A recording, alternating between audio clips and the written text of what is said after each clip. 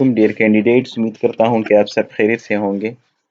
इस वीडियो में हम कुछ टिप्स, ट्रिक्स और सोर्सेज ऑफ इंफॉर्मेशन आपके साथ शेयर करेंगे, जिनको फॉलो करते हुए हम उम्मीद करते हैं कि इंशाअल्लाह आप ADMOD या SIMOD या अदर पोस्ट क्वालिफाई कर लेंगे। ये हम अपने एक्सपीरियंस के बेस पर आपसे ये वीडियोस शेयर कर रहे हैं। हमारे students in tips and tricks को फॉलो कर चुके हैं और अल्हम्दुलिल्लाह वो ये टेस्ट जो है 2 से 3 बार क्लियर कर चुके हैं।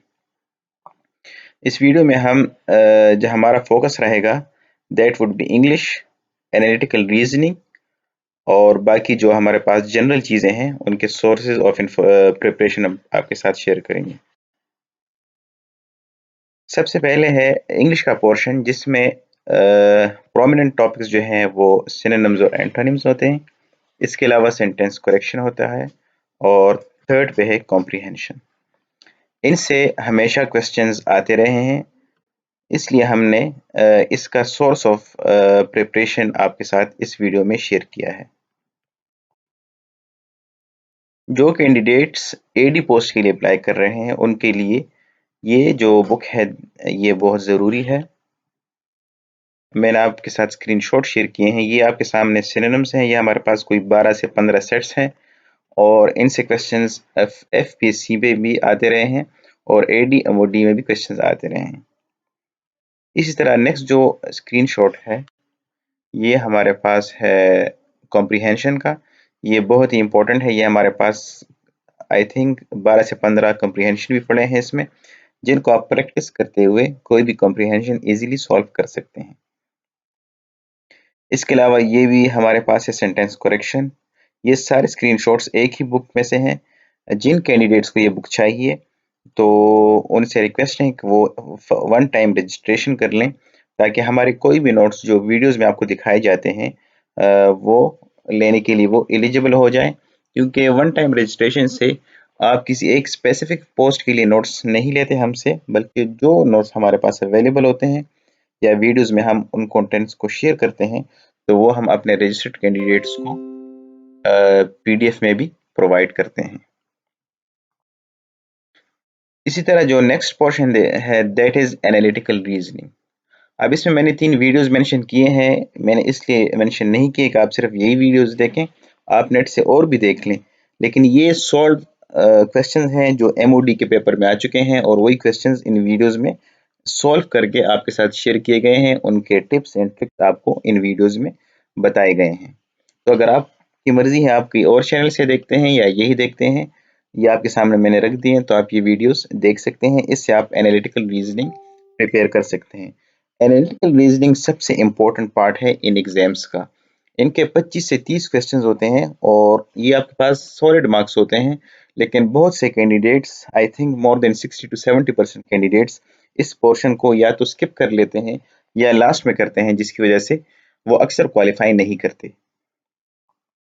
इसके बाद जो जनरल नॉलेज है, एवरीडे साइंस है, इस्लामियात है, पाकिस्तान अफेयर्स है या करंट अफेयर्स है, इन सब के लिए बेहतर होगा कि आप कारवान की या इल्मी की जनरल नॉलेज की बुक लें और वो डेली बेस पे रीड करें। ठीक है, कोशिश करें कि 2022 प्लस एडिशन लें, पुराने एडिशंस ना लें, क्योंकि उनमें कुछ डेटा पुराना होगा जो कि आपके लिए मसला क्रिएट कर सकता है। अभी ये हमारे पास हैं tips and tricks. Tip number 1 is try to solve analytical reasoning questions first। जो एनालिटिकल रीजनिंग के क्वेश्चंस हैं ये आपने सबसे पहले करने हैं। ये मैं सिर्फ आपको टिप्स दे रहा हूँ, सजेशन दे रहा हूँ। अगर आपके पास इससे अच्छे सजेशन या टिप्स हैं तो आप वो फॉलो करें, लेकिन मेरे ख्याल से हमारे एक्सपीरियंस के मुताबिक ये जो टिप्स हैं ये काम कर चुके हैं, इसलिए आपसे हम शेयर कर रहे हैं। Try to solve analytical reasoning questions first. सबसे पहले आप ये इसलिए करें क्योंकि इस वक्त आपका माइंड फ्रेश होता है और फोकस आपका रहता है, आपकी एनर्जी होती है।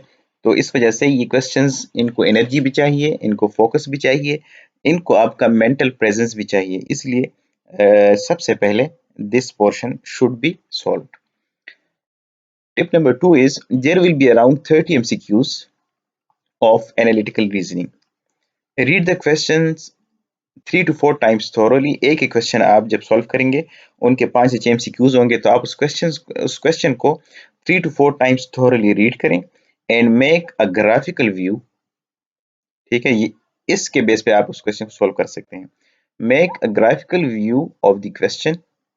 You can spend half of the time और maximum 50 minutes in solving these questions. हमारे कैंडिडेट्स बता चुके हैं कि हमने इन क्वेश्चंस पे क्योंकि थोड़े से कॉम्प्लेक्स होते हैं, इन क्वेश्चन पे 1 घंटा 55 मिनट या 50 मिनट इस इन क्वेश्चंस पर हम लगा चुके हैं, और बाकी जो हाफ टाइम था वो हमने बाकी क्वेश्चंस को सॉल्व किया है, क्योंकि उसमें अगर आपके पास नॉलेज के मुताबिक एक क्वेश्चन का आंसर आ रहा है तो मैक्सिमम आपके 30 सेकंड लग सकें उस क्वेश्चन को सॉल्व करने में, बाकी जो जनरल नॉलेज वगैरह होते हैं।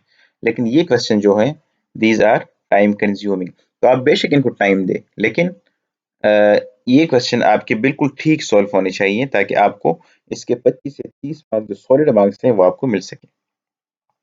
इसमें एक दफ़ा आप ग्राफिकल व्यू ठीक बना लें तो आपके 5 से 5 या 6 क्वेश्चन जितने भी उस क्वेश्चन के मुताबिक वो आपसे एमसीक्यूज पूछे जाएंगे तो आप सॉल्व कर सकेंगे easily. Tip number 3 is don't skip every question. Try to attempt questions around 180 out of 200. Yes, there is negative marking, but it doesn't mean to leave half of the questions. देखें, questions जो होते हैं वो आपके पास 200 होते हैं, आप कोशिश करें कि 170 टू 180 क्वेश्चन अटेम्प्ट करें। बहुत से कैंडिडेट्स थे कि हम क्वालिफाई नहीं किया, जब उनसे पूछा गया आपने क्वेश्चन अटेम्प्ट किए कितने किए थे, तो जनाब हमने 120 क्वेश्चन किए हैं या 150 किए हैं, 130 किए हैं। तो आप खुद बताएं, जब आप 120 और 130 क्वेश्चन करेंगे, जब उसमें से गलत भी करेंगे, तो क्या आपको पॉसिबल नहीं है कि आप 120 से ज़्यादा मार्क्स ले सकें इस टेस्ट में। इसलिए आपका टारगेट होना चाहिए कि आप 180 तक तो कम से कम सॉल्व करें। बहुत से कैंडिडेट स्टार्ट से ही क्वेश्चन स्किप करना छोड़ देते हैं, इवन इजीली क्वेश्चंस के, नहीं नेगेटिव मार्किंग है, नुकसान होगा। नुकसान तो होगा, लेकिन आप उस पर थोड़ा सा टाइम लगाएं, उस पर सोचें और उसके गेस आंसर्स बनाएं और उसके डिफरेंट एंगल से उसका आंसर ढूंढने की कोशिश करें। Tip number 4 is try to attempt 170 to 180 questions so that you could expect 140 to 150 marks. अभी से बता रहा हूं कि आपका टारगेट एडी के लिए 140 150 प्लस होना चाहिए, इसलिए बाकी जो है पोस्ट के लिए उनके 100 मार्क्स होंगे, तो उसमें आप कोशिश करें कि आपका टारगेट 65 टू 70 प्लस हो। ठीक है, इससे कम नहीं आना। 65 टू 70 तब आएगा जब आप 80-85 क्वेश्चन अटेम्प्ट करेंगे आउट ऑफ 100, एंड इसमें आपके 150 तब आएंगे जब आप मिनिमम 180 क्वेश्चन अटेम्प्ट करें।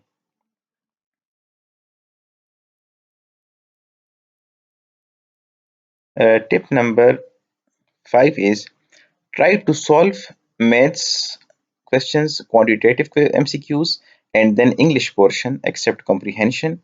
If you get time for solving comprehension, do it, or else you can leave it as a choice.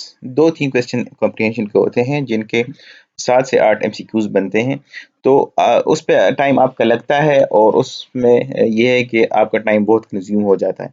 तो कोशिश करें कि वो वाला पोर्शन आप लास्ट में रखें, और उसके बाद अगर आपको लास्ट में टाइम मिलता है तो उनको सॉल्व कर लें, नहीं तो सिर्फ वही क्वेश्चन आपके बच जाएंगे, बाकी आप सारे सॉल्व कर सकेंगे। अच्छा,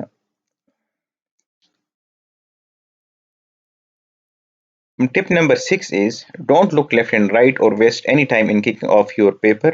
Solve your paper with full focus and devotion. बहुत से कैंडिडेट्स को ये एक्सपीरियंस हुआ है कि उनके साथ जो उनके कोलीग्स होते हैं या सीट फेलोज होते हैं या जो रूम फेलोज हैं पेपर में, वो जब पेपर स्टार्ट करते हैं तो स्टार्ट में तकरीबन 10 से 15 मिनट वो वेस्ट कर देते हैं इधर उधर देखने में, पेन सिलेक्शन में, जिसकी वजह से उनका टाइम वहाँ वेस्ट हो जाता है। आपने उन टाइम को वेस्ट नहीं करना, उसे यूटिलाइज करना है। सॉलिड मार्क्स आपके इंग्लिश के हैं, मैथ्स के हैं, कंप्यूटर है, एनालिटिकल है। आप ये पोर्शन अच्छे से कर लें तो मैं उम्मीद करता हूँ कि आप इजीली ये टेस्ट क्वालिफाई कर सकते हैं। इसके पास्ट पेपर्स भी आप सबसे इंशाल्लाह शेयर किए जाएंगे। आप सबसे रिक्वेस्ट है चैनल को सब्सक्राइब कर लें ताकि ये सीरीज के जो वीडियोस हैं आप तक टाइमली पहुंच सके। शुक्रिया।